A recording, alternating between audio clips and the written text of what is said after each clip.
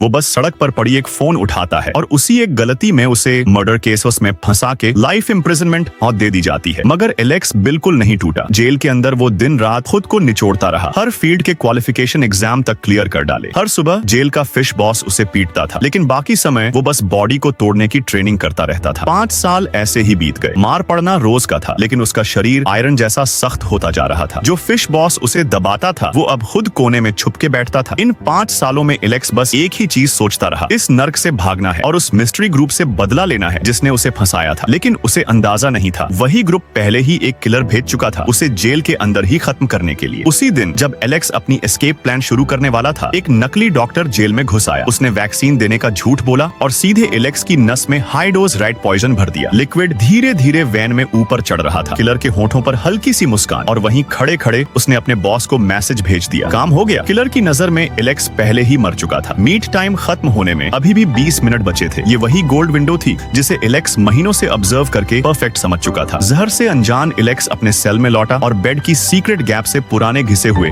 Iron nails और एक rough सी self made की निकाल ली। उसकी आंखों में ठंडा इरादा था, जैसे अब मौत से भी डर मिट चुका हो। वो एक छिपे हुए पैंथर की तरह वेयरहाउस की तरफ सरक गया। उसने आयरन नेल को बी जोन के इलेक्ट्रिक सॉकेट में दबाया, पास पड़ा फायर एक्सटिंग्विशर उठाया और सॉकेट पर पूरी ताकत से दे मारा। एक तेज स्पार्क्स का ब्लास्ट आइस, इलेक्ट्रिक शॉट और बी जोन के सारे कैमरा ब्लैकआउट। सर्किट ट्रिप होते ही पूरी जेल हलचल में आ गई। इसी केओस का फायदा उठाते हुए एलेक्स मैनेजमेंट रूम में घुसा, सेल्फ मेड की से लॉकर खोला और एक्सेस कार्ड निकाल लिया। फिर वो एक क्लीनिंग कार्ड धकेलते हुए ऐसे निकला जैसे अभी फ्लोर साफ करके जा रहा हो। दिल तेज धड़क रहा था, पैर बिल्कुल स्थिर। हम सब सोचते हैं कि जेल ब्रेक रात में होता है, टनल खोदकर, दीवार पर चढ़कर, लेकिन एलेक्स ने उल्टा रास्ता चुना। डे लाइट में, मेन गेट से बिल्कुल सामने से। उसके हिसाब से सबसे डेंजरस जगह ही सबसे सेफ होती है, क्योंकि गार्ड्स हमेशा अंधेरे कोनों में चूहों को ढूंढते हैं। रोशनी में चल रहे एक आदमी को शायद ही कोई शक की नजर से देखे।